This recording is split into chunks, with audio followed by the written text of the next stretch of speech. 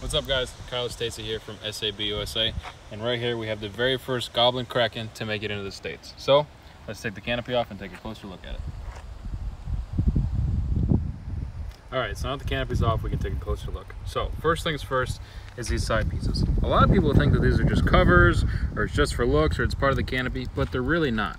They're actually very structural. These things tie the landing gear to the actual side frames. So they're very stiff, they're made of carbon fiber, and it gives the whole model rigidity. So they're not just for looks. They do make it easier to see, but they are quite structural.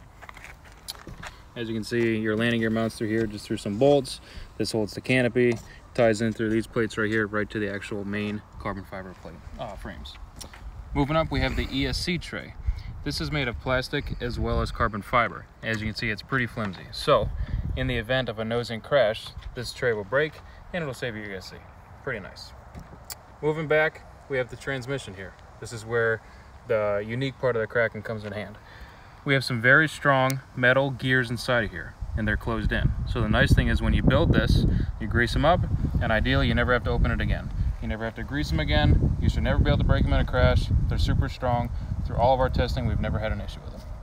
So the nice thing is, if you ever have to change the main shaft, all you have to do is you pull this little plate off here where your serial number will be. You can access the M4 bolt. So there's an M4 bolt hole in the main shaft here. Just pull this plate off. You can get to the bolt, you can change the main shaft very easily if you ever have to. Including the main shaft is the rotor head. The rotor head is completely changed on the Kraken.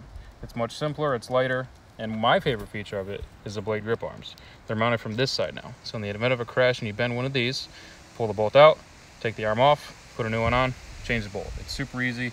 You don't have to pull the whole head apart. It's much easier to do maintenance and all that, especially in the event of a crash. Moving back to the boom. It has the same mounting system in typical Goblin fashion with nylon bolts, but this time there's 3 bolts for extra rigidity. But since they're nylon, it's still a breakaway point. The tail servo mounts the same way outside of the boom, just like in previous Goblins. And what's nice in the kit is it's going to come with a servo extension already to the perfect length for the tail servo.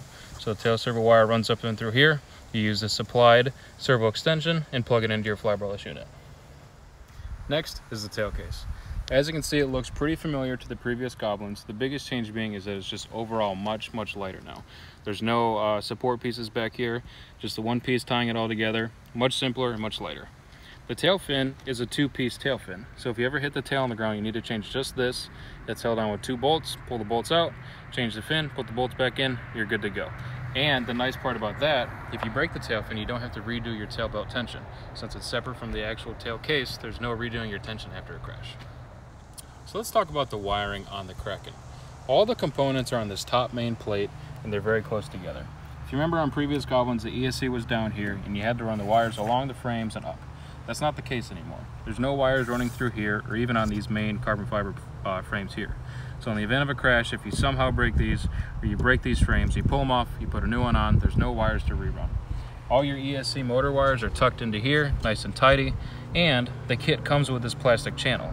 So your ESC wires run through here. Even the cyclic wires can jump in right through this hole here and run back to the gyro. Everything's nice and neat and tidy, super easy to keep clean. There's no chance of wires getting cut on frames. It's just, in the event of a crash even, it's just really easy to rewire it if you have to.